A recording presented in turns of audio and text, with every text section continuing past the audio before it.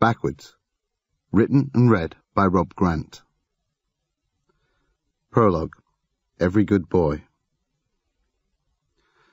Every good boy deserves favour. Arnold J. Rimmer, aged 7 and almost a quarter, is attempting to concentrate on his musical notation lesson. For reasons that elude his young mind, it is vitally important for him to master the piano. More important than anything. More important, even, than concealing from his brothers the secret location of his dead spiders and other wriggly things collection. Life or death important. He must commit to memory the names of the notes on the musical staves. E, G, B, D, F. Using the time-honoured mnemonic. Every good boy deserves favour. He's concentrating as hard as he can. His little face is bunched up like a constipated pig at a truffle festival. But he's got a problem, young Arnold has. And this is the problem. He knows he's going to fail. He has no ear for music. He has no talent for the piano. But then again, he has no talent for anything. The only thing he's good at is letting his parents down. That's easy for Arnold J. Rimmer, aged 7 and almost a quarter. It's a breeze. Every good boy disappoints father. Outside, in the warm, unreal glow of Jupiter, magnified through Io's plexiglass dome, Arnold's brothers whoop and holler up and down the garden. They're probably not having as much fun as they sound like they're having. They're exaggerating their bellows of enjoyment to taunt him. They know he'd like to be out there with them, even though he'd be teased and tortured. He'd rather be staked out on the grass and smeared with marmalade to attract poisonous insects than stuck in a hot, stuffy study, gripping his elementary music notation book with sweaty little hands. So they yell and laugh in a taunting parody of childhood pleasure in the impossibly perfect summer afternoon to tweak his discomfort to the maximum level. And in young Arnold's opinion, it's not even unfair. They have earned their fun. He has not. Every good boy deserves favour. His brothers, you see, excel at things. They are all in their own ways excellent boys. Arnold finds it a hideous struggle just to be a notch below average, but his mother won't give up on him. She still believes he can excel. She's convinced he has this hidden talent for music. It's got to be music because there's nothing else left for his talent to be hiding behind. But it's so deeply hidden, this musical ability, that even Arnold can't find it. His musical talent is in deep cover. And the frustrating thing is, if he can only master the piano, everything will be all right. Would that be too much to ask? If he can just turn out to have the fledgling talent of, say, a Wolfgang Amadeus Mozart, then he could relax a little. Then his parents could have something to be proud about. And he really needs something good to hang on to right now. Because, although the precise details are not clear to his 7 and almost a quarter years old brain, he is keenly aware that something very bad indeed could very possibly be about to happen. His school report has been a disaster. In a class of 37 pupils, Arnold has been ranked 36th. 36th out of 37. It is the worst ever. Hitherto, he's always managed to hover just above shame and ignominy in the very late 20s. But this term, they've started remedial teaching for the slow pupils, and young Arnold has been overtaken by the spazzies, dernoids and thickies. Even Thrasher Bezic, who spends fully 7 hours of every school day attempting to learn how to masturbate through a hole in his pocket, has exceeded him in scholastic achievement. Arnold J. Rimmer is now the second worst pupil in the class. He outranks only Dennis Filbert, who smells of bread and margarine, sports a plaster over one lens of his spectacles, and has a behavioural problem which results in his turning blue and losing consciousness if anyone tries to speak to him. Next term, Dennis Filbert will be in a special school, and Arnold will be bottom of the class, 36th out of 36. Of course, he's tried to conceal the extent of his failure from his parents by altering the figures to make it appear he's come 36th out of 87. He might have succeeded too if he hadn't used yellow crayon. Arnold screws his eyes so tightly together they hurt, and red patterns swirl in the darkness. He wishes there was somewhere he could put the shame, Some way he could put it down for a while like a huge, overstuffed suitcase to stop it hurting. When he opens his eyes, his mother is standing over him. She is holding a letter. Arnold can see the school crest on the letterhead. Although no one has spoken directly to him about it, he knows what it is. It's about being kept down. He's overheard his mother on the phone arguing with his teachers about it. He's surprised his brothers whispering in huddles about it. Being kept down is something that happens only to the creme de la creme of thickies, to the thickest of the thick, the spazziest of the spazzes. It means you stay in Junior C while the rest of the class moves up to Junior B. And for the rest of your school life, in perpetuity, forever, you will be 1 year older than your classmates, who are all aware that you have been kept down, because you are not just any old Durnoid, but you are the derniest of all the Durnoids who ever dared to Dern. His mother has pleaded with his teachers to spare him this shame. This letter, in his mother's cold hands, contains their final decision. And with a prescience surprising in a boy his age, Arnold is aware that its contents will affect his life forever. Every good boy deserves failure.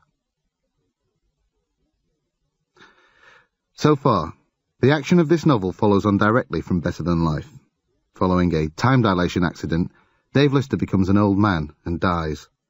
His crewmates plant his body on a version of Earth where time is running backwards, and he returns to life. They arrange to meet him 36 years later by the souvenir shop at Niagara Falls. Part 1. Reverse Universe. Rimmer tried to smile charmingly, which was always a mistake for him. He had a vulture smile, perhaps because he practiced it so little, and it always provoked the opposite reaction from the one he intended. "Excuse me, miss," he tried to say, but it came out mangled, as if he were sucking in Bulgarian words rather than enunciating English ones. Crichton had reprogrammed his speech units against Rimmer's better judgment, and he had absolutely no confidence that anyone would understand him ever again. The girl behind the souvenir shop counter looked at him curiously and shook her head. "No, I'm sorry," she said. "I haven't seen anyone of that description." Rimmer screwed up his features so his face resembled a paper bag full of paper bags. What was this silly girl babbling about? He tried again. "I'm looking for a short, ugly man covered in grime with unspeakable personal hygiene and a body odour problem that could wilt a giant redwood." He offered a dog-eared photograph of Lister. The girl glanced down at the snapshot, then looked up at him and smiled. "Good morning, sir. How can I help you?" She smiled again, then focused her attention elsewhere. Rimmer watched her for a while, his frustration mounting. He tried to attract her attention again with a couple of subtle throat clearings, but the girl was watching the news on her illicit below-counter TV and chose to ignore him. Finally, Rimmer gave up. He glanced quickly over his shoulder, took a deep breath, and manoeuvred his way through the crowd of milling tourists, trying to look as nonchalant as it's possible to look when you're walking backwards. He rounded the corner. Thankfully, the corridor was deserted. He turned and walked forwards past the lavatories and stopped outside an unmarked door. "It's all right," he said to the door. "Coast clear." There was the sound of a bolt sliding and the door cracked open. Crichton looked up and down the corridor conspiratorially, ushered Rimmer quickly into the cleaner's closet, and closed the door. "Any luck?" Rimmer shook his head. "Not a bean."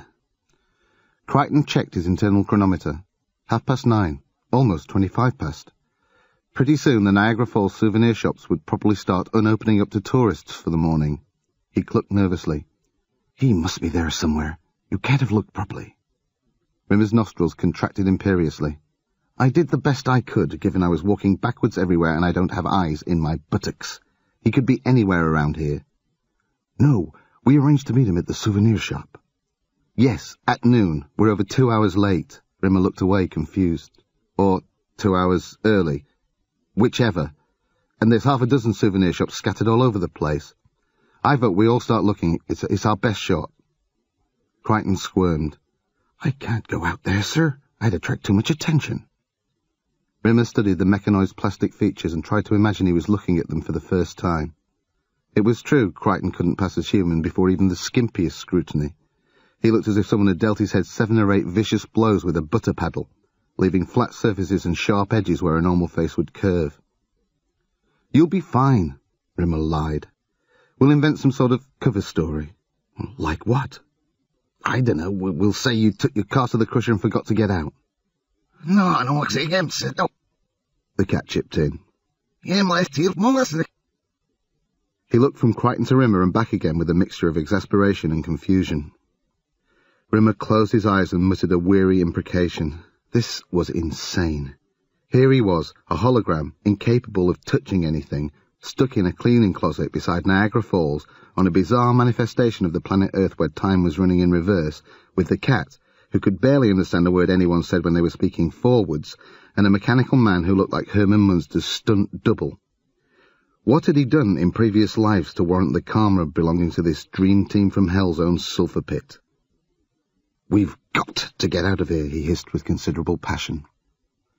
"All right," Crichton conceded. "Perhaps we can pick up some kind of disguise for me." "Good plan," Rimmer smiled humorously. "Perhaps we can squeeze you into a body-length boob tube and tell everyone you're a giant rubber-tipped pencil." Crichton whispered the plan to the cat in forward speak, which was, of course, now backwards for Rimmer. It gave him a headache just thinking about it. On a nod from the cat, Crichton pulled back the bolt, opened the door and peered along the corridor. Satisfied, he signalled for them to exit. The souvenir stall in the mall was deserted now. From behind a door at the back of the shop there was a strange suction sound. At first, Crichton assumed it was the shop girl hoovering, until he realised that, given the vagaries of this reverse universe, a vacuum cleaner would make a blowing noise as it distributed filth around the floor. He guessed the sound was coffee unpercolating. That was good. The girl would probably be away a few minutes emptying the percolator and spooning the coffee grounds into their container. He peered behind the counter, searching for something he might use as a disguise, while Rimmer and the cat kept a lookout for Lister. The only remotely useful thing Crichton found there was the shop assistant's makeup bag. He toyed with the idea of painting himself a fake moustache with her mascara brush, but realised, after a few seconds of contemplation, that the laws of this reality would not permit him to adopt even this meagre and, let's face it, useless disguise. Given that time was now committed to flowing upstream, the purpose of the mascara brush would be to remove makeup, not apply it. He rubbed his temples with his cubed fingertips.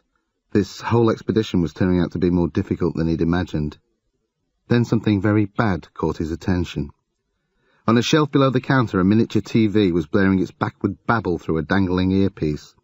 A quiz show where contestants competed to give money back to the host was interrupted by a news flash. Behind the newsreader there was a police photo pit of the cat. He looked up alarmed. The cat was standing by the souvenir shop window staring out at the thinning crowd. Crichton glanced back down at the screen. To his horror, the cat's image was replaced by a still of Lister. He strained to hear what the newscaster was saying, but only managed to make out a single word. The news flash disappeared and the quiz show returned. The word, Crichton had been able to make out, was murder. The back of the police van stank of vomit and stale urine, which would no doubt be inserted into various drunks and druggies once the morning drew to a close and the graveyard shift began. Lister shifted uncomfortably on the hard bench. The handcuffs were pinching his wrists wickedly as he fiddled with his groin, where the pain was beginning to crescendo, and his left ear was starting to throb redly. There were 2 policemen opposite him, and one either side, all of them glowering at him relentlessly. Despite all this, Lister was feeling pretty damn good. The last 8 years or so had been fairly hellish, and at last his ordeal was almost over. Without warning, the policeman on his left slammed the palm of his hand against the side of Lister's head, which stopped the throbbing and returned his hearing to normal. Better and better. Lister spotted some freshly chewed gum on the floor of the van. He stomped his foot onto it, deftly flicked it up into his mouth, and began chewing the wad contentedly, each movement of his jaw infusing the gum with more and more spearmint flavour. He heard a distant rumble and glanced through the dark reinforced glass of the van's rear window. He could see the mist from the falls as the vast volumes of white water cascaded up the mountainside. Almost home. He leaned his head back against the side of the van. With good luck and a following wind, he was less than 24 hours away from his first truly satisfying bowel movement in the best part of half a century. He sighed happily. Did anyone, anywhere, enjoy a more sumptuous prospect? The cat was beginning to feel extremely queasy. He was watching a fat man pick bits of pale fish flesh out of his mouth with a fork, which he was then sculpting neatly around a kipper skeleton on his plate. The cat glanced over at the table at Rimmer and Crichton to share his disgust with them, but they were both intent on their gobbledygook conversation. He looked around the cafeteria for a less distressing view, and settled on a young woman across the room who was slowly ejecting a long bacon roll from between her lips, which he managed to find mildly erotic. Rimmer was holding his palm to his forehead to conceal his hologrammatic H, his elbow resting on the table. They'd selected the gloomiest corner table in the room, but Rimmer still felt self-conscious and exposed. "That's all you heard? Murder? Not who murdered who, or how or where?" Crichton shook his head. "I'm afraid not, sir. But the cat's definitely involved. I think we must assume so. His likeness appeared alongside Mr. Lister's in the bulletin." Rimmer looked over at the cat, who, for some reason, was licking his lips lustily, his attention, which was undeniably the least of his attributes, focused elsewhere. "We've got to find out more. Can't we get hold of a newspaper?" "With respect, I don't think that would do any good. Whatever it is that happened is going to happen fairly soon. The newspapers that reported it will have already been wiped at the presses this afternoon." Rimmer's forehead squirmed as he bent his mind to the concept. "Yes," he agreed eventually. "Yes, that sounds about right. In this place, people would take their newspapers to newsagents, or leave them out on the steps for paper boys who would then send them back to the publishers. Then the printers would wipe the paper clean and hundreds of journalists would obliterate the news stories from their computers. The fresh paper would then get taken away and turned into rainforests." Rimmer shook his head in amazement. "That would make the tabloid press barons here philanthropists and heroes. Their lives dedicated to the destruction of mealy-mouthed scandal-mongering and mild pornography, and the refoliation of the planet. Whereas someone like, say, St. Francis of Assisi would be hated and reviled. In this universe he'd be a petty-minded little sadist who went around maiming small animals." "I say we go," Rimmer stood. "If we leave now we can make it back to the bug before morning fall. Or whatever the hell it is that happens here." "We can't go without Mr. Lister." "Why not? We kept our appointment in good faith. If he can't be bothered—" "You don't understand, sir. This place is lethal to him. If we leave him here, he's going to carry on getting younger. His body will start to shrink. In a few years, he'll have to go through puberty again. Backwards. Can you imagine that? His pubic hairs will retract into his body. His gonads will suddenly rise and he'll find himself in the soprano section of the school choir. He'll carry on growing smaller and stupider until some obstetrician finally forces his little fat blue screaming body into his mother's womb, where he'll spend 9 months struggling to split himself into a spermatozoan and an ovum, and he'll end his days swimming around as a sperm in someone's testicular sac." Rimmer was surprised to find himself snarling in distaste. Well, I agree it's not a very pleasant way to go, but he brought it on himself. He was supposed to be here. He'll come. And what if he doesn't? What about us? What about the cat? For all we know, he's about to get murdered. Crichton shook his head. "I think not. Logic dictates that if someone was going to kill him here, he'd have arrived dead." Again, Rimmer was stopped in his tracks while he mulled over the topsy-turvy logic of this exasperating universe. "All right, fine." He looked at the cafeteria clock. "It's 9:15. We'll give him till 8:30. "Agreed." Crichton stood. At that time, the fall souvenir shops would no longer be open in any case, and they would have to devise a new stratagem. It had taken them just over 5 hours to hike down from the spot where they'd concealed Starbug. It would take even longer to get back, travelling uphill. They had until midnight to effect their takeoff. After that, the conjunction of the planets would render their journey out of this solar system impossible for some considerable time. If they missed their flight window, they would all be marooned here, which didn't bear thinking about. As they passed the coat stand by the exit, Crichton discreetly borrowed a yellow cagoule. Backing out into the corridor, he slipped it over his head and tugged the strings of the hood tight around his face. His guilt circuits almost went into meltdown in response to committing the theft, but he managed to override the intense pain by concentrating on his primary directive, which was to ensure Lister's safety. There was a further problem, which Crichton couldn't bring himself to confess to Rimmer. Crichton was carrying the portable power pack that generated Rimmer's hologrammatic image. Unfortunately, he'd neglected to foresee that in the physics of this reverse universe, the batteries would be recharging, not discharging.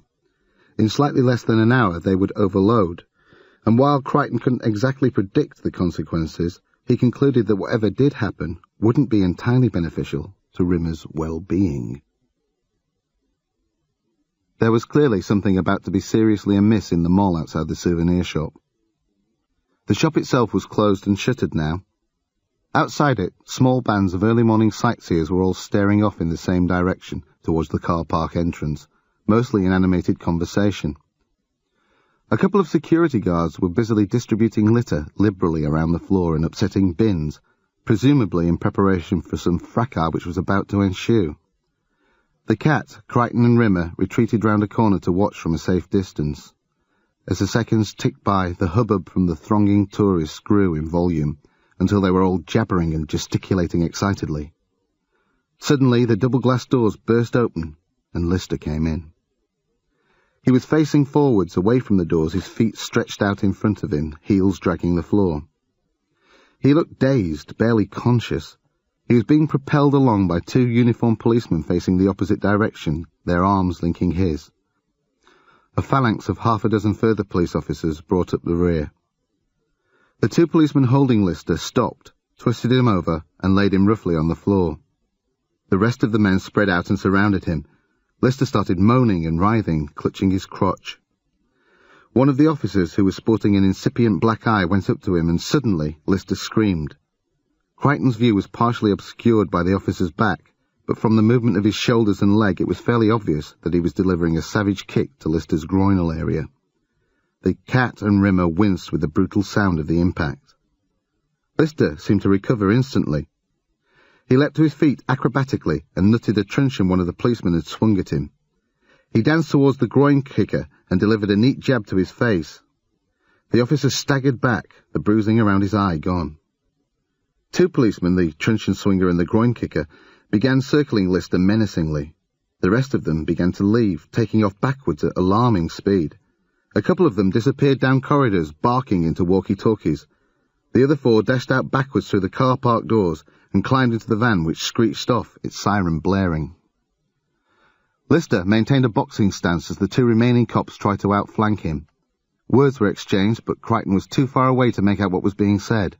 It sounded as if the policemen were trying to calm Lister down, to which he was responding with taunts and abuse. Then, as abruptly as it began, it was over. The two policemen suddenly began panting and backed off, slowly at first and menacingly, then picked up pace. They skidded past the bins which the security guards had toppled, knocking them upright. The litter leapt back spectacularly into the baskets.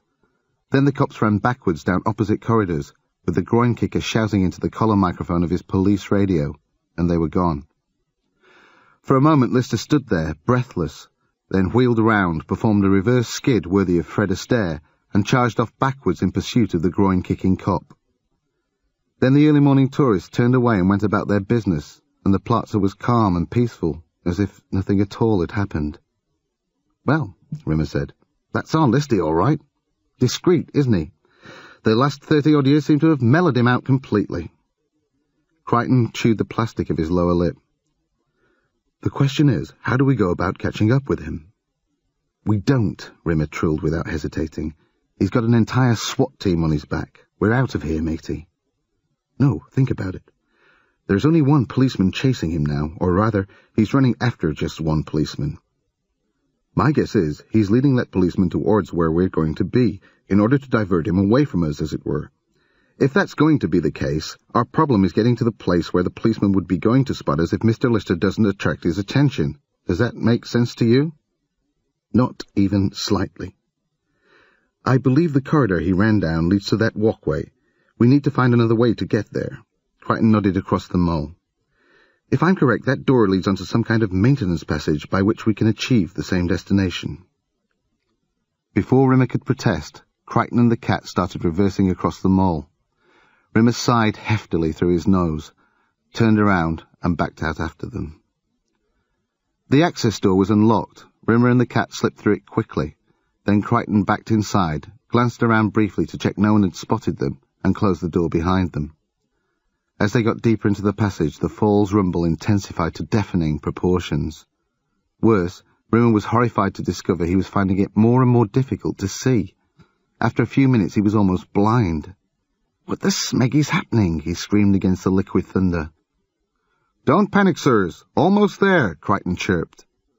He grabbed hold of the rails of a metal access ladder and climbed up to the hatch which led to the walkway. Gingerly he prodded the hatch open a crack and looked out. It was now just before 9 o'clock and the walkway was deserted. As Crichton watched, a policeman came running backwards towards him. As he swept past the hatch, Crichton recognised him as the groin kicker from the mall. Then Lister came into view, chasing the policeman backwards. The cop stopped at the far end of the walkway, yelled into his lapel microphone and stood for a moment looking at Lister. Lister skidded to a stop by the access hatch and did a double-take at the policeman, who performed his own double-take, then disappeared around the bend. And for the first time, Lister directed his attention towards the hatch. His eyes locked with Crichton's, and he beamed a grin of such intensity the mechanoid thought his circuits might melt in the glow of it. "All right," he said backwards in his familiar Scouse twang. "You can come out now." Crichton opened the hatch and clambered out. "Oh, sir," Crichton crooned, "I can't tell you how delightful it is." "Save it," Lister cut in abruptly. "There'll be plenty of time for that earlier. That cop's still going to be chasing us for a while yet." "Yeah, is that?" The cat grinned, climbing through the hatchway. "Here a bit." Lister turned to Crichton. "What's he say?" "I believe he said, 'Hey, buddy, how's it hanging?'" Crichton offered. "Smeg, are you telling me you can't understand backtalk? Great. Outstanding. That's going to be a big help." "I can translate for him, sir." Lister shook his head. "No good. We're going to be split up pretty soon." Rimmer's head appeared through the hatchway. "Split up? We've only just found you." Lister's grin broadened. "Rimmer, I never thought I'd be able to say I'm glad to see you," he said, "and I'm still right." Rimmer batted away the insult with a look of superior disdain. "What's all this talk about splitting up?" He climbed onto the walkway. "I'll explain on the way." Lister glanced at his watch. "We'd better get moving," he said, and broke into a brisk backwards trot in the direction the cop had gone. Crichton, Rimmer and the cat looked at one another, performed a simultaneous shrug, and trotted backwards after him. Crichton upped the pace and drew level with Lister. "Begging your pardon, sir, but are you absolutely convinced of the need for us to divide our resources?" "We've got no choice, Crichton, mate. It's me and the cat that feds are looking for. No one ever mentioned spotting you or Rimmer. It's not a question of what we decide to do. Somewhere along the way we get separated." Rimmer jogged up beside them. "Excuse me," he panted, "but can someone please explain the plan to me here? As far as I can make out, we appear to be in pursuit of an extremely brutal policeman with a penchant for drop-kicking people's gonads." "Actually, Rimmer, he's chasing us." "Well, call me a sowsucker and spin me on a stick, but wouldn't it be infinitely more prudent for us to take off in the opposite direction?" Lister shook his head. "I know it's hard to wrap your head around it, but things don't happen here, they unhappen, because basically they've already happened, and it's not a blind thing you can do to change them. It's like trying to change the past in our own universe." They ran on until the constant background rumble of the falls was just a distant roar. Suddenly, for no good reason anyone could see, Lister leapt over the roadside barrier onto a dangerously wet, narrow ridge of rock, which swept up to a narrow mountain track. They rounded a bend, and the snaking track was clearly visible for a mile or so. The policeman was not on it. Lister stopped running and rested against a tree trunk, breathless. The cat, whose expression clearly portrayed complete bewilderment at the proceedings, caught up with them. "I know what's the way." He whined, his baffled eyes darting from Lister to Crichton and back again. "What's he say?" Lister asked. Rimmer waved his hand. "I think we can assume it doesn't contribute significantly to the discussion," he guessed correctly. "What I want to know is, if you're right, if the future, which is the past, has already happened, and we are nothing more than bits of flotsam swept along by time's stream, the big question is, just what precisely is it that's going to unhappen to us?" Lister shook his head again. "I'm not sure exactly. The people here, the natives of this universe, they have a sort of backwards memory. They only remember the future. As soon as you get introduced to someone, they instantly forget you, I don't know why, but it doesn't work like that for me. Maybe it's because I don't really belong here." Lister paused and looked away across the valley to the distant peaks. Don't really belong here. There was no way of conveying the wretchedness, the fundamental loneliness those few small words contained. He'd spent the best part of a lifetime as a stranger in a very strange land. For most of that time, more than 30 years, he'd had Chrissy at least to keep him company. But she'd been like the rest of them, remembering only the future. Somehow, his wife had belonged to this place in a way he never could. "You must have some idea where this is leading," Rimmer insisted. "I mean, you're the one who's leading this merry jig." Lister sighed. "All I know is we have to keep on following that cop until he stops chasing us." Rimmer scanned the deserted track before them. "And where is he then?" "Only one place he can be." Lister leaned over the edge of the mountain. Sure enough, the policeman was gingerly picking his way down towards the valley below. Lister leaned back. He was becoming increasingly breathless. "Well, now we know where we're going." "Over the side?" Rimmer squeaked. "You can't be serious."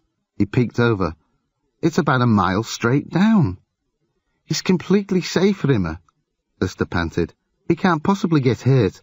We're not actually climbing down, we're unclimbing up, and we've already arrived safely, see? Come on." And he turned to lower himself over the side. Rimmer folded his arms. "Believe me, I'd love to join your little expedition, only I suffer from a terrible mental affliction known as sanity." Lister glanced over his shoulder. Directly beneath them, a dirt road cut a thin grey trail across the rocky valley floor. There was a battered old pickup truck parked there, its doors akimbo. Behind that, a police car was skewed across the trail. He stepped back onto the mountain track. "Maybe you're right. Maybe this is where we should split up. Crichton, you and Rimmer carry on up the track. See over there?" He nodded across the valley. "Where the valley road heads down from the mountain?" Crichton nodded. "I'll pick you up there. How quickly can you make it?" Crichton tilted his head and made some swift calculations. "Well, personally, in double-time jog mode, I could make it in 22 minutes and 9 seconds, but Mr. Rimmer—" "Carry him," Lister said. "Beg pardon, sir?" "Switch off his light bee and pop him in your pocket." "Now, just a minute," Rimmer stepped forward. Crichton flipped a switch marked standby on the remote pack, freezing Rimmer in mid-protest. His image wavered, then flickered off, and his light bee plopped neatly into Crichton's outstretched palm. Crichton dropped the tiny gizmo into the pocket of his cagoule. "It's probably for the best. His batteries needed conserving." Lister nodded, his voice now little more than a rasping whisper. "Find some sort of cover, some bushes, whatever, and hide till we get there." He swallowed and looked down the mountain. The policeman was about halfway up. "I'll go first. Tell—" Lister turned around, formed his lips into a circle and sucked noisily. A great wad of sputum suddenly leapt off one of the rocks by his feet and shot neatly into his mouth. "Tell the cats to wait until the police car's gone, before he sets off." "Understood." Lister backed to the edge of the mountain again and held out his hand. Crichton hesitated for a second, then stepped up and grabbed it. He gently lowered Lister over the side. It was slower going than Lister had imagined, but his fingertips hurt less with every foot of progress, and his heart rate began to subside. After the first 50 yards or so, he spared a look down. The cop was alarmingly close. For some reason, he seemed to be gaining on Lister. How could that be happening? He tried to concentrate on the descent, but his heart started thumping again, and the blood began to roar in his ears. He clambered down another few feet, but he was hit by an inexplicable dizziness. There was a sturdy branch jutting out above shoulder height, and he grabbed it. He dangled his right leg down, but couldn't find a foothold. He scrabbled around with the leg, trying to find some purchase. Then, slowly, exasperatingly, his left leg started skidding down the rock face. He tried to lift it back up, but it wouldn't go. Suddenly, he was dangling from the branch. There was nothing between him and the ground but clean Canadian air. He fought the throbbing in his head and forced himself to look down. The cop seemed even closer now. He looked up at Lister, grinning. A cloud of dust and small rocks rose in between them and started tumbling up the mountainside towards Lister. The branch he was hanging from bent ominously. Then, Lister was holding on to nothing at all. He was travelling in a cloud of choking dust. Rocks and pebbles were bouncing off him like he was being pelted by an angry crowd. He was falling up the mountain. Panic yabbering at his brain, he clawed desperately at the rock face, instinctively grabbing for some kind of handhold. His fingernails scraped at dust and dirt. His legs kicked wildly at the unyielding rock like a child in the throes of a tantrum. The choking dirt cloud whirled around him, and he was nothing more than the blind eye of a dust devil spinning up the mountain. And time was certainly passing. It just didn't feel like it to Lister. And then miraculously a medium-sized rock tumbled into his hand, and he managed somehow to jam it into the mountainside, arresting his sudden ascent. He jabbed his foot into a cleft in the rock, and suddenly it was all over. His heart was thumping normally, his breathing was close to normal, and the thudding pulse had gone from his ears. He looked down. The cop was much further away now. Without feeling the need to catch his breath, Lister set off again down the mountain. The cat was leaning over the side, peering down at the bizarre spectacle. He was having second thoughts about following Lister down the mountain, that was for sure. He glanced off up the mountain track, but Crichton was almost out of sight now, jogging backwards at what looked like an impossible pace. The cat prided himself on being fairly fleet-footed, but he couldn't have caught up with the yellow-cagouled robot even at maximum pace. He stood up and stretched, and stiffened. He had a strange feeling in his stomach. It wasn't a pain exactly, more like a queasy sort of void. He looked over the track and decided he'd better head behind the bushes. Maybe a quick toilet stop would help him feel more like mountaineering. He'd just got comfortable when something unspeakable happened. There was a strange rustling in the ground he was crouching over. His eyes widened to maximum as some slimy, warm thing began to force his buttocks slowly apart. Lister heard his scream halfway down the mountain. He looked up, then down at the cop, who seemed oblivious. The cop was almost at the bottom now, just scrabbling down the last few yards of loose rock at the foot of the mountain. When he hit the ground, he stopped, looked up at Lister, then ran backwards to the police car. He picked up the radio that was dangling from the door and shouted into it. Then he climbed into the car, started up the siren, and screeched off along the narrow dirt track. Lister kept on down the mountain until the police car had reversed up the valley track and swept out of sight. He looked up. The cat was peeking over the ridge at the top. Lister signalled for him to come down, and the cat turned around and started lowering his lithe body down the mountainside with astonishing nimbleness. Lister sighed. So far, he'd got it right. Fairly soon, he'd found out the answers to a lot of the questions that had been plaguing him for so long. The most important of those questions was whether or not he'd actually committed the crime that had put him in prison for the last 8 years. Crichton felt more than a little stupid jogging backwards up the mountain trail. He could probably have made better time jogging forwards, but he was unwilling to risk drawing attention to himself unnecessarily. Not that a mechanical man thundering along a dirt track at 42 miles an hour in a bright yellow plastic anorak could be squeezed into the category of commonplace sights, but Crichton was determined not to miss his rendezvous with Lister, and so setting a more discreet speed or adopting a route which afforded more cover was out of the question. When in Emor, Crichton thought, do as the Snaymore. He jogged around the bend and stopped to take his bearings. This was roughly the place designated for the rendezvous. He looked around and spotted the dirt road that led down into the valley. Fresh, deep tyre marks were cut into the road beside a shallow ditch which was thickly strewn with loose foliage. With a start, Crichton registered a police siren, pooping towards him. He dived into the ditch and tugged the ferns and branches around him, just as the police car leapt over the brow and reversed past him, sucking with it thick plumes of dust. Crichton lay there until the siren faded and the engine sounds died away. Then he rolled out of the ditch and crept towards the brow of the mountain. The old pickup truck was winding up the valley trail towards him. He collected up the foliage he'd used for cover and began to reattach it to nearby bushes and trees. It seemed the decent thing to do. In the reverse ecology of this planet, the function of plant life was to suck in the oxygen that humans exhaled and process it into carbon dioxide, which humans required to breathe. Just as he was reaffixing the last leaf, the pickup truck tumbled over the crest of the track and screeched to a stop nearby in the pre-cut tyre tracks. The door flung itself open, and Crichton caught the handle. Get in, Crichton. Let's go. Crichton climbed into the passenger seat and tugged the door closed. Lister raised his foot from the brake and they lurched off backwards. When they hit top speed, Lister pumped down on the accelerator and they raced steadily off along the track up towards the peak. Crichton looked up at the driver's mirror and caught a glimpse of the cat, who was sitting rigidly in the rear seat, his eyes wide and unblinking, as if someone had slapped 2 fried eggs on either side of his nose.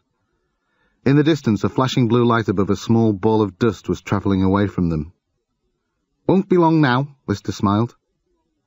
After a few seconds, the dust ball vanished, and the blue light reversed swiftly off the track, through a gate which led to a small farmstead, where it seemed to park. It took the pickup a couple of minutes to reach the gate. As they zoomed up, Crichton saw the policeman standing by his vehicle with a barefoot man in dungarees. They were both staring at the pickup agape. Crichton felt Lister's hand on his head, thrusting him below the windscreen. "Stay out of sight," Lister hissed. After a few seconds, Lister raised his hand, and Crichton straightened up in the seat. The road was clear. "That's it then, sir," he beamed. "The policeman is no longer in pursuit." "That's right," Lister agreed, but his expression was harsh. "And round about now is when someone goes and gets themselves killed." Rimmer glowered out of the window into the blurred motion of the valley below. He'd given up glancing at the speedometer when he'd noticed that the needle had bent and stuck on its upper extremity, which was, for the record, 120-somethings per hour. Rimmer didn't know or care whether it was miles or kilometres. In his book, anything over 30-somethings per hour travelling backwards on a winding mountain road was sheer insanity. He leaned over the catatonic cat and yelled above the engine's whine into the driver's ear. "Lister, as you are well aware, I am no stranger to travelling at light speed. However, I am more than a little uncomfortable attempting it in a clapped-out old shooting brake on a narrow dirt track up a mountain in reverse." Lister's grin broadened. "You still can't wrap your head around it, can you? It's physically impossible for us to crash in this car on this trip." "So you say. All the same, I'd feel slightly more comfortable if we weren't actually overtaking radio waves."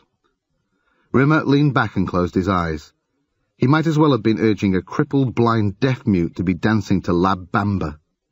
He was beginning to wish they hadn't turned him back on. Crichton had rigged his portable power pack to the old pickup's dynamo, and they'd revived him in order to help his batteries wind down, which seemed to Rimmer as insane as everything else in this lunatic world. Still, they were heading towards Starbug. The nightmare was almost over.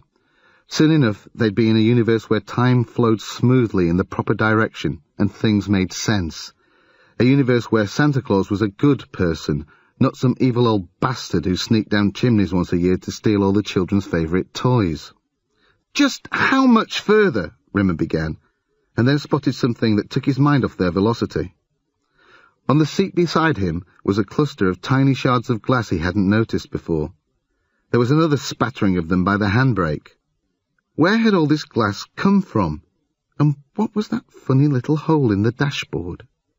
"You were saying?" Rimmer's eyes flicked up to the driver's mirror. There seemed to be a similar sort of funny little hole in the rear window. "Rimmer?"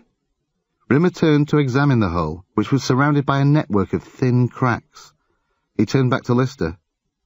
"Where did you get this car?" Lister shrugged. "Dunno." "What do you mean? This is your car, isn't it?" Lister shrugged. "Maybe. I've never seen it before." "Are you telling me you're about to steal this vehicle?" "Not necessarily. Maybe I'm going to buy it." Rimmer's eyebrows pushed his hairline back a good 2 inches. "At the highest, most obscure peak of an obscure mountain range? Presumably from one of the many discount second-hand car showrooms that flourish there?" Lister shifted uncomfortably in his seat. "Who knows? Maybe we buy it from a farmer or something." "Lister, there is only one type of people live in the most obscure peaks of obscure mountains. Strange people. People who don't like other people. Not polite, besooted second-hand car salespeople. Hermit-type inbreed people with criss-cross front teeth and a penchant for stews well stocked with human flesh. People who, when other people take something away from them, are not averse to shooting at those other people with bullets." Crichton twisted towards Lister. "Bullets?" Lister sighed. Oh, OK, we're going to get shot at. He nodded at the bullet hole in the dash. But he's going to miss. Can everybody please relax? But Rimmer couldn't relax. He became less relaxed with every stone that spat itself under the wheels of the stolen car as they relentlessly wound their way up the narrowing road towards an inevitable gun battle. Rimmer thought he was at his most unrelaxed when Lister suddenly thrust his hand out of the driver's window and caught a handful of shattered glass, which he distributed around his lap, but Rimmer was wrong. His unrelaxation didn't even peak when Lister screamed, "Heads down!" and ducked towards the steering wheel. Crichton and Rimmer dipped their heads as low as they could. The cat didn't move. Rimmer hissed at him to get down, but he just remained upright and staring forward, oblivious. Rimmer glanced up at the driver's mirror, just in time to see the bearded, genetically challenged, diagonally dentured hillbilly hermit of his nightmares level a smoking rifle at them. With a strange, sucking sound, a bullet tugged itself out of the dashboard and, dragging the tiny shards of glass from the seat beside him in its wake, zipped through the rear window, sealing it neatly. "Stay low," Lister injuncted, quite unnecessarily. The hillbillies scampered up a hillock and out of Rimmer's sight as the truck swept around a bend. Naturally, given Lister's inexcusable insistence on obeying the perverse conventions of this world, the bend would take them round the hillock to where the hermit would be waiting for them, giving him the chance to squeeze off another shot. Sure enough, there was the strange implosion sound again, and the glass on Lister's lap leapt up and formed itself into a driver's door window, which, for some reason, appeared to be misted over and coated in yellowish slime. Then Lister did something for which Rimmer would never forgive him. Lister parked the car. "Lister, what the smeg are you playing at?" Rimmer mezzo-sopranoed. Lister ignored him, bent forward and began fiddling with the steering column. Rimmer looked up and saw the hermit's face press madly against the driver's door window, yelling incomprehensible threats. And Lister stopped the engine. Without taking his eyes from the yellow slobber the mountain man was slavering up from the window, Rimmer asked in a voice far too calm to be sane, "What are you doing, David?" "What do you think? I'm trying to unhotwire this damn thing." Rimmer tried to swallow, but his tongue just rasped against his sandpaper palate. "A more prudent approach, one might venture, would be to leave this vehicle in a post-hastily kind of way and run backwards the hell out of here." Lister carried on fiddling with the ignition wires. "Rimmer, I've got to undo this. That's the way things are around here. Effect and cause. Every effect is followed by a cause. There's no way around it."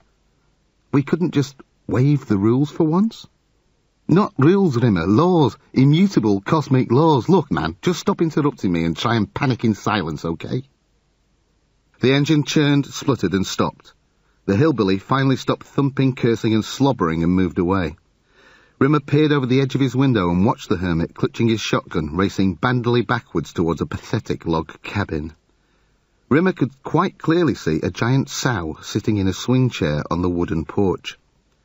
The hermit appeared to have dressed the pig in a pink gingham dress and varnished its hooves with bright red nail polish.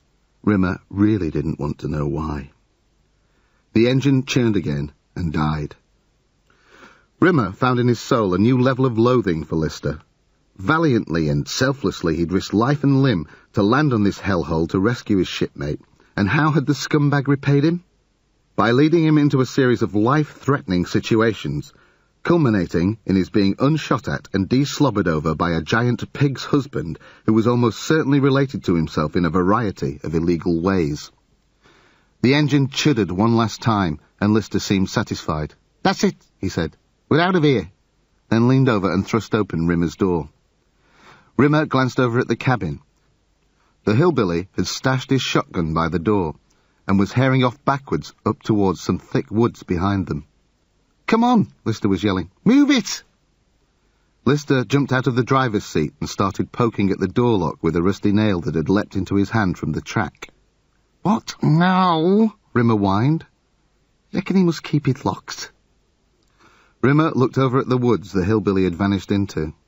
Why on Io would the trigger-happy pork poker bother locking his car up here in this godforsaken wilderness?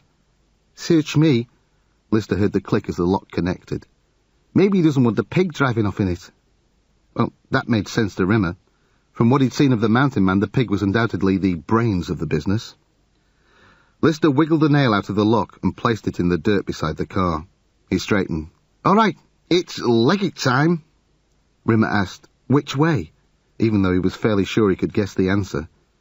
Lister nodded towards the woods. "I reckon he was chasing us, don't you?"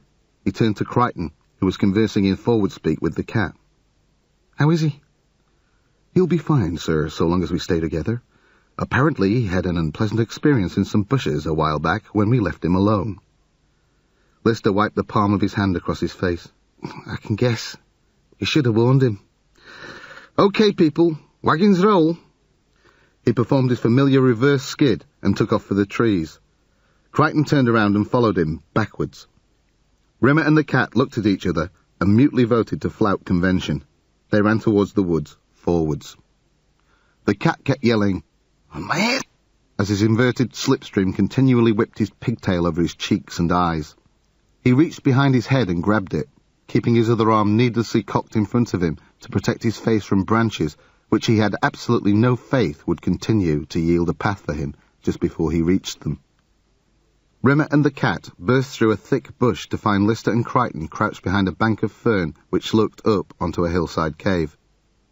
Rimmer's heart jumped up and shook hands with his Adam's apple when he recognized it as the cave they'd concealed Starbug in. The broad, twisted grin of delight slowly trickled back down from his cheeks when he saw that Lister was frowning and chewing the inside of his lip. "What's up?" he whispered. "We're home." "Not quite," Lister hissed. Rimmer followed his gaze. In the clearing before them, a bizarre, jerry-built concoction of vats, tubes and pipes was sucking in smoke from the tree line above. "What is it?" Crichton answered. "I would guess some kind of illegal still." Not for the first time, Rimmer doubted the sanity of the lawmakers of Reverse Earth. What in heaven's name could possibly be illegal about taking dangerous alcoholic liquor and converting it into grain for planting? Then he saw it. Just below a small blue flame which was sucking the heat out of some bubbling liquid in a vat, a rubber tube led to a fuel canister. The canister was imprinted with a Jupiter Mining Corporation logo and stamped Red Dwarf. This time Rimmer's heart plunged towards the pit of his stomach, and his testicles leapt up to meet it. The hillbilly had found Starbug. There were lots of things Crichton was trying not to think about. He was trying not to think about how they had now less than 7 hours before their takeoff window closed, leaving them stranded in this reverse universe. He was trying not to think about just how much of Starbug had been pillaged by the Mountain Man, and whether or not the vessel would still be capable of flight. He was trying not to think about how he was going to explain the severity of their plight to the others. The hillbilly had unspotted Lister just as they leapt behind the bank of ferns, and was now prodding around the undergrowth on the other side of the clearing. His shoulders were heaving, and he was sobbing loudly. Thick streams of wetness crawled up his cheeks from his damp beard into his nose and eyes. Finally, he backed into a thicket just by the still, and he was gone. Right. Rimmer glanced around, trying to decide who should bear the brunt of his reproachful look, and settled on Crichton. "Just how bad is this?" "It's not good, sir. Those spare fuel tanks are stored in the hold. We must conclude that the entire ship has been compromised, including the computer systems and engine rooms." Rimmer shook his head. "Marvelous," he said. "We don't even have the technology to keep out a bandy-legged, brain-dead hillbilly with a gene pool no bigger than a spider's piss puddle." They picked their way carefully up the sloping ridge to the cave's entrance. The undawning sun was glimmering dangerously low, just over a distant white-capped peak, and while Crichton and the cat had excellent low-light vision, Lister and Rimmer were beginning to have difficulty seeing. Once inside the mouth of the cave, Crichton was forced to activate his chest light. Lister felt his chest tighten with excitement as the beam fell on Starbug's cockpit. He hadn't seen the dirty green insect-shaped ship-to-surface vessel in 3 decades, but he'd dreamt of it plenty. It had become an icon to him, his ticket home. Wordlessly, Crichton emitted the access signal, and the doors swung open. Hydraulics hissed, and the landing ramp dropped smoothly down. No one dared speak, but everyone was thinking, so far, so good. They climbed inside. Crichton activated the airlock.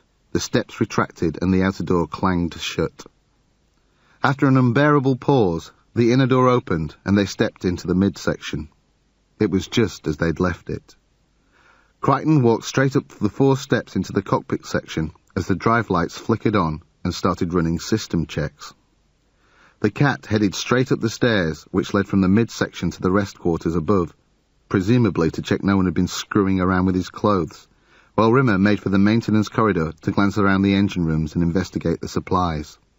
All Lister could do was sit. He thumped down into one of the chairs surrounding the scanner table and looked around the room.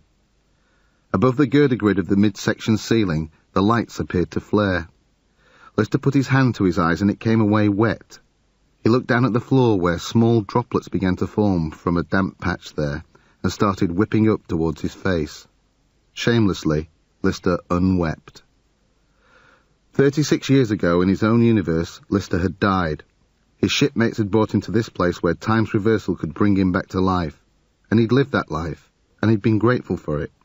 But all the while, he felt he was an outsider here. There had been joys, of course. Somehow his long-dead ex-lover, Chrissy Kochanski, had been brought here with him, and they'd shared the pleasures of growing younger together. Eventually their twin sons had come home to live with them, and there had been the inverted delight of watching them demature. But all that had long since passed. Almost a decade had gone by since the boys had been pushed back into their mother, and 9 years ago he and Chrissy had been introduced, whereupon she'd promptly gone away and forgotten him. And after that, the only thing that kept him sane had been the dream of this moment.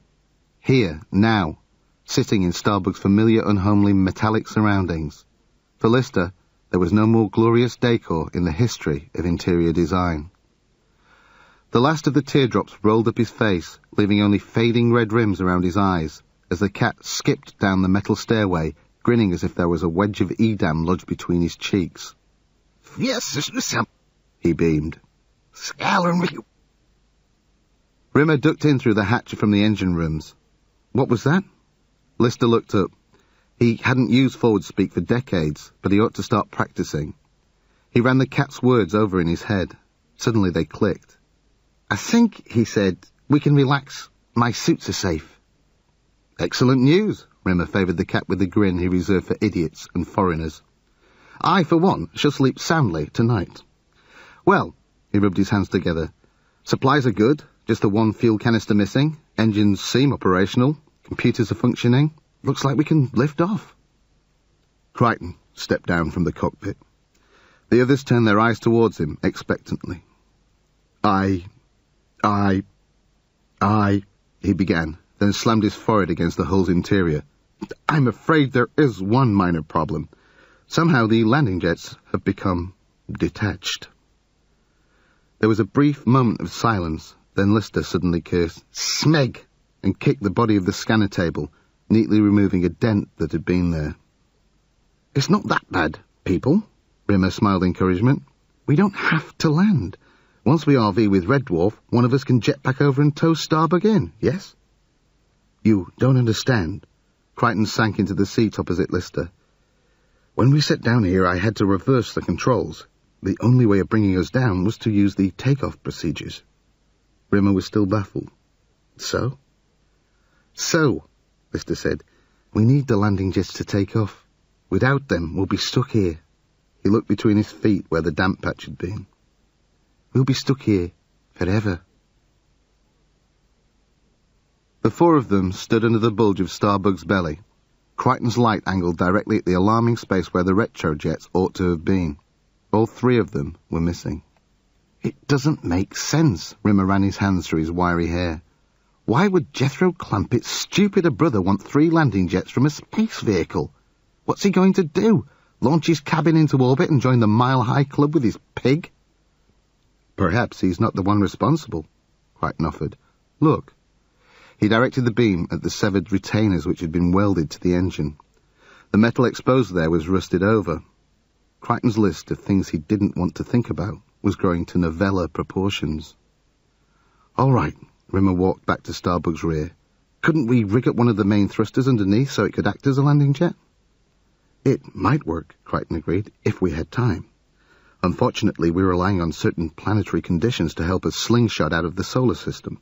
Those conditions will not be fulfilled unless we leave soon. Well, how soon is soon?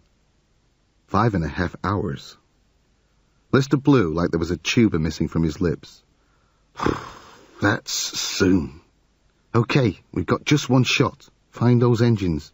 How long would it take to attach them? Crichton looked at the ground and shook his head. There is no way of knowing. It would depend on what condition they're in. At least 90 minutes, maybe 2 hours. Lister looked at his watch. That gives us till 2 a.m., 1:30 at a pinch. We're going to have to split into 2 groups. I'm no good in the dark, neither's Rimmer. I'd best go with the cat. Come what may, we meet back here at 1:30. Crichton was on the last leg of his search pattern and less than 10 minutes away from engaging panic like a headless chicken mode when he found the first of the engines. He wouldn't have spotted it at all if he hadn't actually tripped up over it. It was buried deep in the soil, less than 50 yards from the illegal still, just a few inches of the nosecomb peeking above the ground. Crichton knelt down and frantically clawed away the surface soil while Rimmer kept a timid lookout, trying not to think of the strange night creatures that might be lurking in the damp, dark shadows of the trees. Crichton exposed a further foot or so of the engine. The excitement of his discovery dwindled with each inch. The engine was rusted all to hell. He was extremely doubtful it could ever be restored to working condition. He lurched upright and sighed. Well? Rimmer's eyebrows crooked with expectation. It's no good, sir. It's buried too deep. We need some kind of digging tool. I'll get one from Starbug. Suggest you stay here. He turned and prepared to switch up to maximum jog mode. Whoa, whoa, whoa, Rimmer smiled. Are you insane? I'm coming with you. I'll make much better time on my own, sir.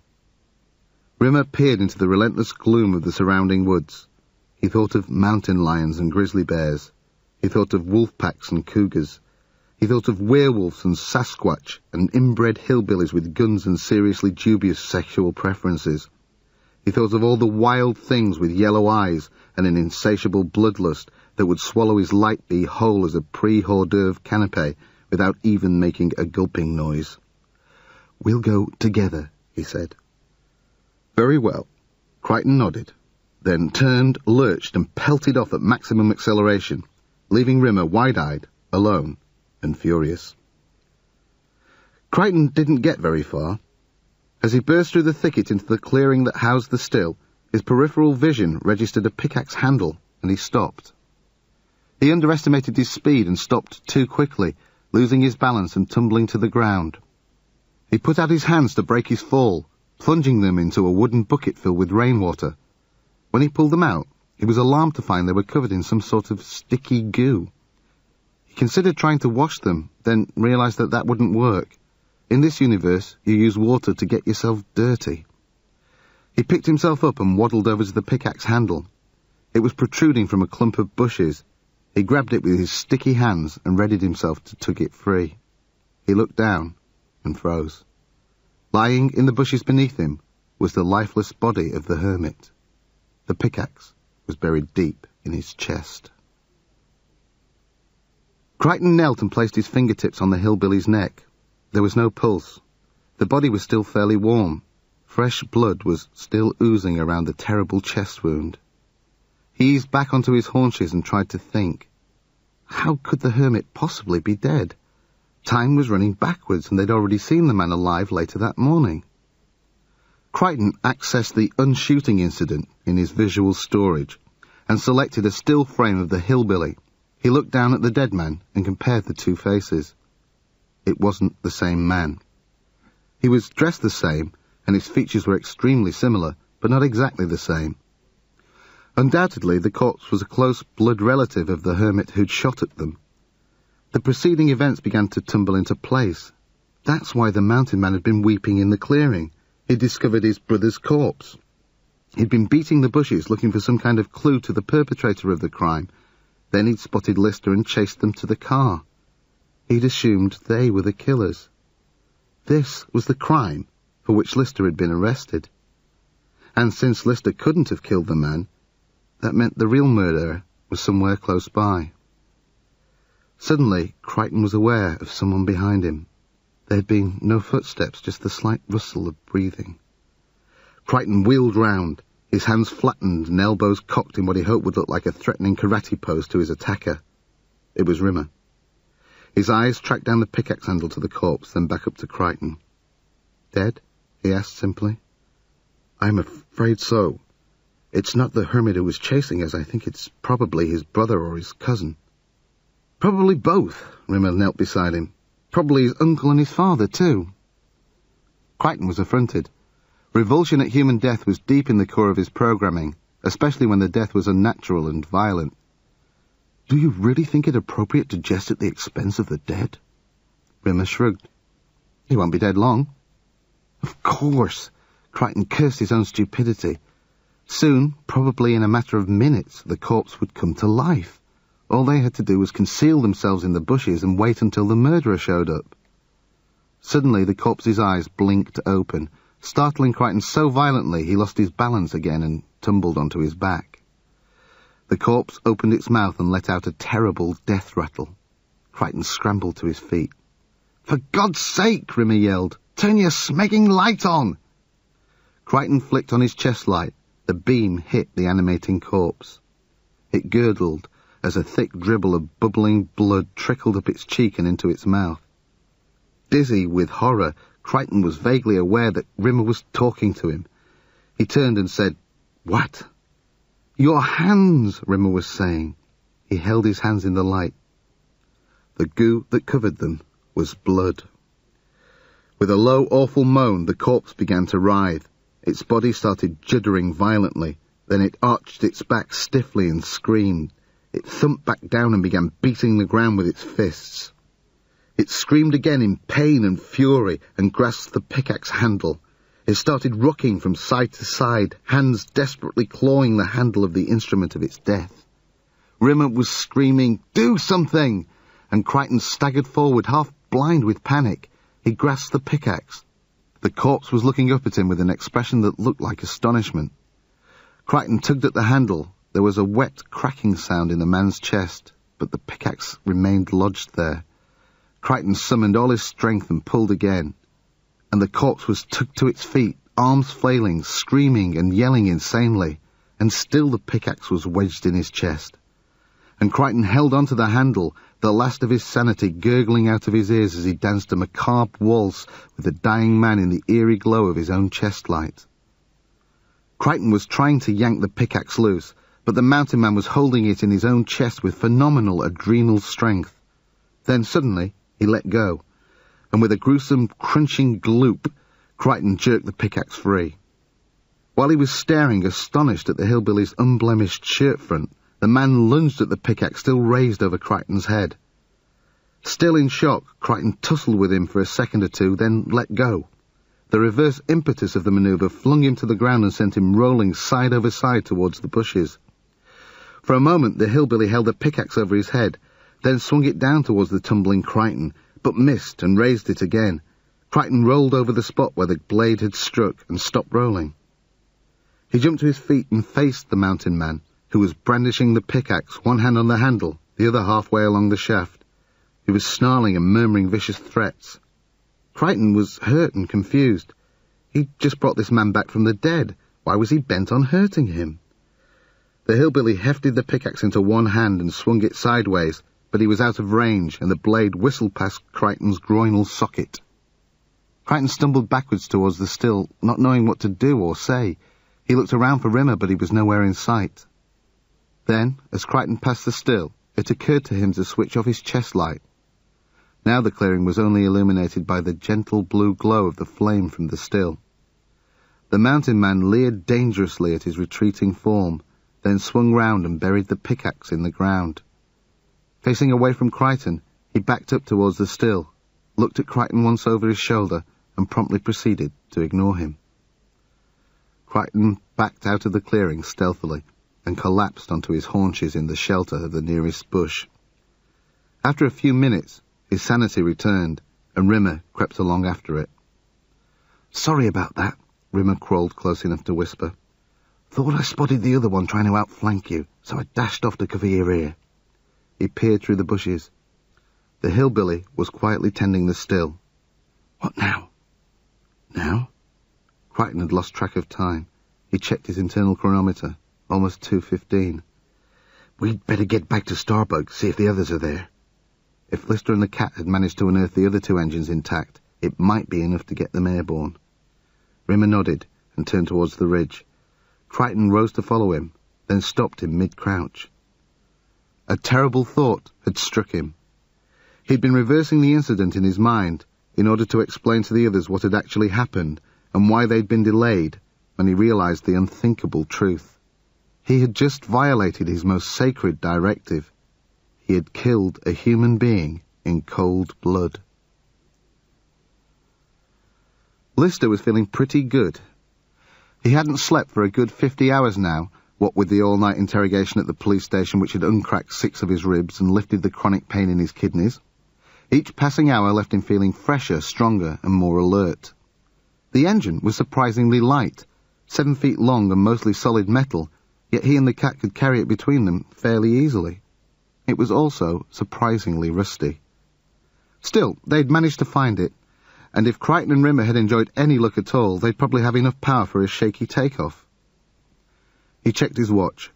1:24. They were way behind schedule. Lister pushed the engine from the rear. The cat got the message and upped his speed. They jogged through the clearing and climbed up the ridge to the cave. They set down the engine underneath Starbug's belly. Lister's hopes took a Trafalgar-sized broadside when he saw the rest of the jets were still missing. Rimmer crept down the landing ramp and peered into the gloom beneath the ship. "Lister!" he hissed timidly. Lister ducked under the ramp. "No luck?" Rimmer shook his head. "How did you get on?" "We found one in the hillbilly's grain store. He'd been using it as a shelf prop. It's not in superb nick, but I reckon it'll go. The question is, will one jet be enough? Maybe, if we angle the front retros down, like I said, it'll be touch and go whether or not we clear the mountain, but I don't see what choice we've got." Lister checked his watch. 1 hour and 12 minutes. Let's get moving. Where's Crichton? "I think you're going to have to fix the jet on without him." "Why? What's wrong with Crichton?" Rimmer hitched his eyebrows enigmatically and walked back up the ramp. Lister nodded to the cat and followed him. Crichton was lying on the scanner table, his eyes open and rolled back into his skull. There was a strange buzzing sound that seemed to be coming from somewhere inside his head. "He's been like this since we got back," Rimmer said, "just lying there in some sort of electronic stupor." Lister put his nose to Crichton's ear and sniffed. "Smeg. Smells like something's melted in there." Rimmer nodded. "I think it's some kind of short circuit. Probably happened in the fight." "Fight?" "We found another hillbilly by the still. He had a pickaxe buried in his chest. Crichton pulled it out." "Pulled it out?" "Then they struggled a bit, and it was all over. We stagger back to Starbug. He lies on the scanner table, fizz-bang, there's smoke pouring out of his ears." "Let me get this straight. Crichton pulled a pickaxe out of a man's chest?" "He had no choice. The poor bastard was writhing around in agony." Lister released a sigh that had been pent up inside him for 8 long years. Every single day of his unspeakable imprisonment, he'd yearned to know just one thing. Had he actually committed the crime? All the other inmates had the solace of knowing whether or not they were truly innocent or guilty. Whatever they proclaimed to the world, deep down, they all knew the truth. And through those long, restless nights, it had seemed to Lister that his situation would have been immeasurably more bearable if only he'd known the truth. Time after time he'd pored over the transcripts of his trial without finding enlightenment. The evidence had been circumstantial. He'd been spotted leaving the scene with another man. From the descriptions, Lister had guessed the second man had been the cat. Lister's inability to disclose the cat's whereabouts had counted heavily against him in the jury's eyes. He'd been sentenced to 15 years, of which he would serve 8. Well, now he knew. He had been innocent. And it didn't make him feel any better, not one quark. The murderer had been Crichton. Lister crossed to the tool store, ripped open the metal cabinet door and started rooting through a box. "I think I know what's wrong with him. Something he did tripped his auto shutdown mechanism." "Can you fix it?" Lister hefted a sonic screwdriver from the toolbox and walked back to the scanner table. "I've done it before, remember?" He eased a tie lever into Crichton's head and prized away a section of the skull. "Question is, can I do it in time?" 12:15 a.m. Crichton should have been concentrating on meeting the flight window deadline, which wasn't exactly midnight, but close enough not to matter a spit. If they weren't airborne before 10 to, well, the alternative didn't bear thinking about. The trouble was, Crichton wasn't thinking about it. He was standing on an elevated platform, holding the park-corroded engine in position, while Lister's laser torch sprayed showers of dancing sparks over him and everything else in the vicinity. Rimmer was pacing nervously beneath them, barking pointless and panicky commands. The cat stood on the bottom step of the mini-crane, shouting equally pointless and panicky commands, only forwards. And Crichton didn't even notice them, nor did he share their panic. He was thinking about murder. Crichton was a murderer, and he couldn't live with it. By the time Crichton had been created, all artificial intelligence life forms were programmed to protect human life. There had been some earlier mistakes, most notably the part-organic agonoids, who had been designed as super warriors and then got a few ideas of their own about obeying orders, and almost rid an entire planet of its human occupants, before the designers wised up and started programming a version of Asimov's robotic laws into the core of every computer mind. Crichton had broken those laws, and his urge to self-destruct was almost unbearable.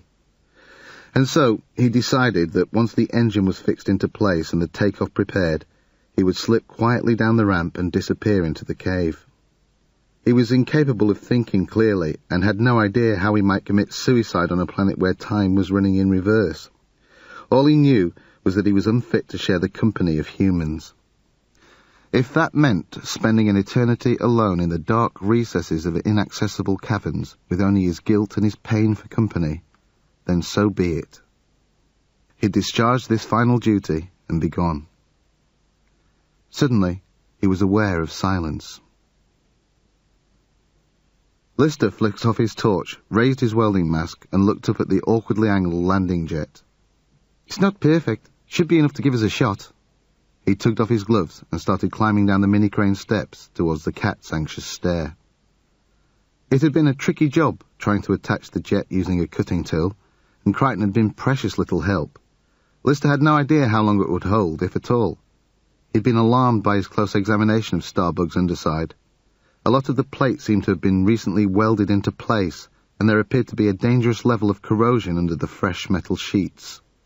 Still, with less than 5 minutes to go, he decided not to share his fears with the others. Either Starbug would get off the ground, or it wouldn't. No point in complicating matters now. As the cat hurriedly loaded the mini-crane back inside, Rimmer pointlessly urging him on with backwards barked commands, Lister discreetly shone the work lamp over the walls of the cave.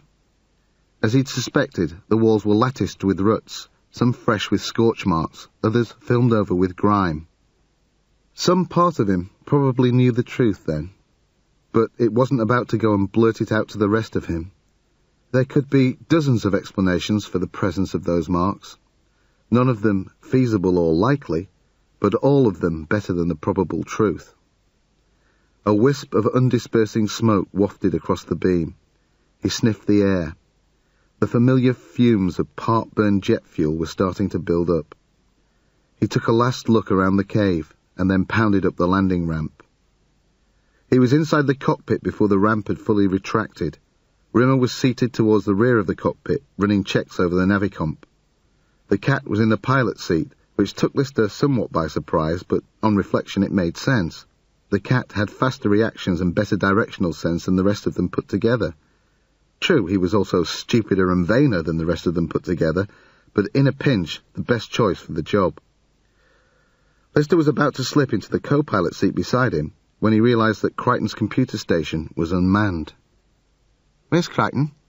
The cat shrugged. Rimmer didn't take his eyes off the navicomp and said, "He's running some checks in the engine rooms." Lister punched up the security cameras and scanned the engine rooms. Deserted. Crichton was not on board. His eyes still on the navicomp display, Rimmer said, 90 seconds and counting. "Whoa!" Lister formed his hands into a capital T. "Time out, guys. Crichton's still out there." "Lister, we are about to perform what is probably the most complicated reverse landing takeoff procedure ever attempted in the history of aviation, with a single landing jet which is rustier than Elizabeth I's chastity belt. Furthermore, the pilot and I do not even speak the same language in the same direction, and even if we did, we wouldn't agree. We do not need any more complications." "Complications? Crichton's not on board. We can't leave without him." "Wrong. We can't leave with him. If we abort now, we miss the flight window." "Then we miss it. We're not abandoning Crichton." 60 seconds and counting. Rimmer flicked his eyes up from the screen. "He knows what he's doing. He's made his choice. The flight path's been logged in and we can make it without him."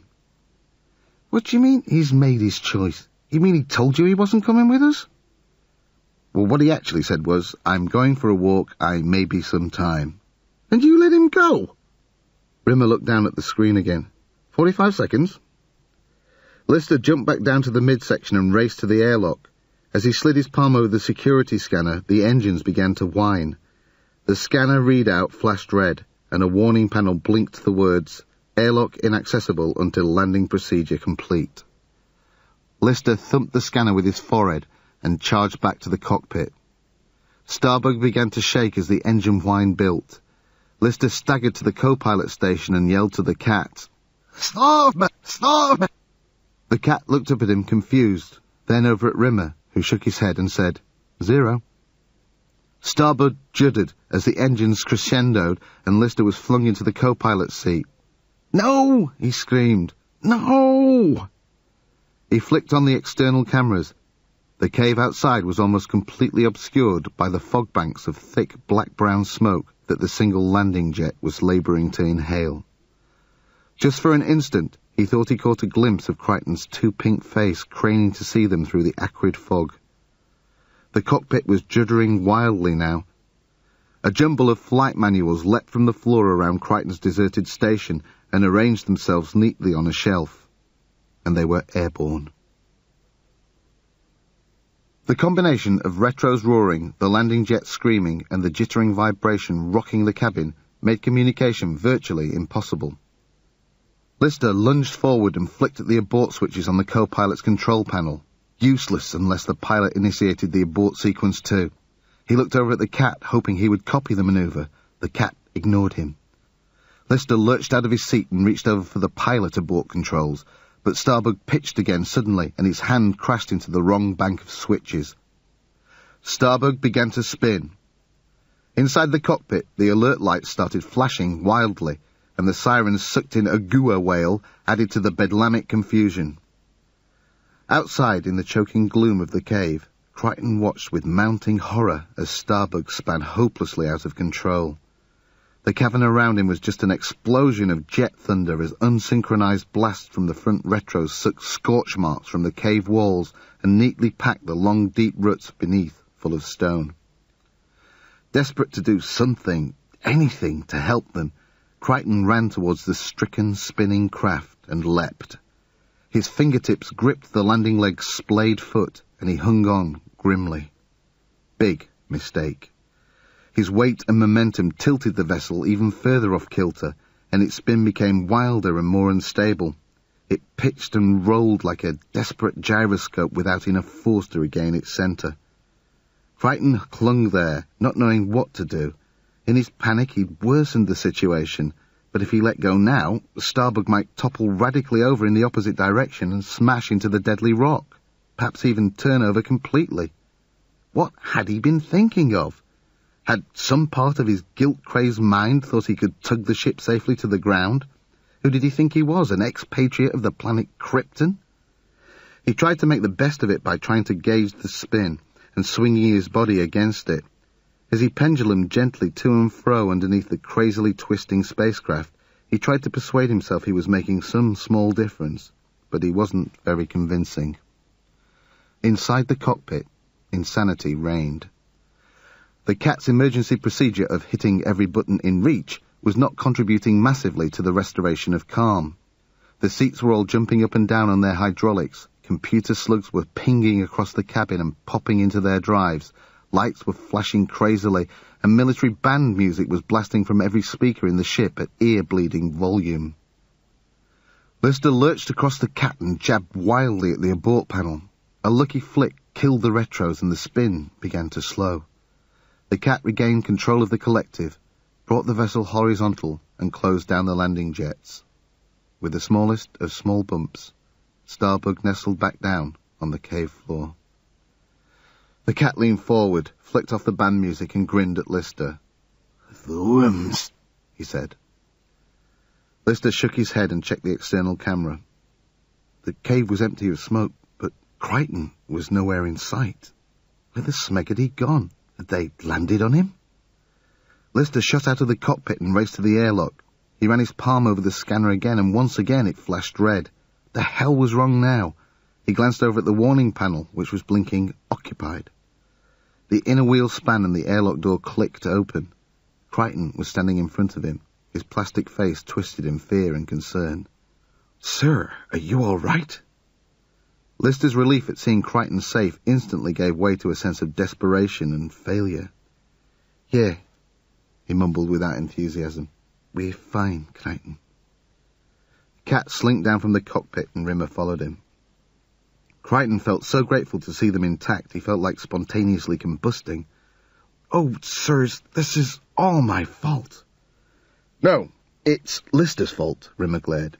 "He was acting like one of those little Scottish blokes in POW movies who suddenly go stir-crazy and make a beeline for the electric fence." "It's nobody's fault, Crichton," Lister said without looking up.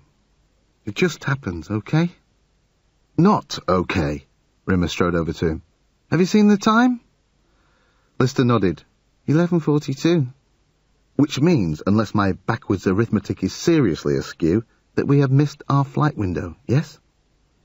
Lister nodded again. "Believe me, Rimmer, it's the last thing I wanted. I've already been stuck here for 30-odd years. Rimmer straightened. Blame had been apportioned, and none of it had fallen on him, and he was beginning to feel better already. "All right, then," he smiled. "Let's talk damage limitation." He turned to Crichton and said, "There's absolutely no chance that we can attempt another reverse landing and achieve this flight window?" "I'm afraid not, sir." Rimmer flicked his eyes briefly over to Lister, just in case anyone was in any doubt about the blame quotient, then back to Crichton. "Well, that's too bad, but we're stuck with it, I suppose. The question now is, when is the next flight window?" Crichton squirmed. "Well, I haven't exactly rechecked all of the calculations as yet." Rimmer smiled. "All we need for the moment, Crichton, is your best guess." "Well, sir, I'd be reluctant to commit myself at this stage to a definite time and date." "Crichton, let me put it another way. Just how long are we going to be stuck here on this hellhole, you oversized ugly dildo?" Crichton stammered. 4 hours? 4 weeks? 4 months? Crichton thumped his head against the airlock door. 10 years.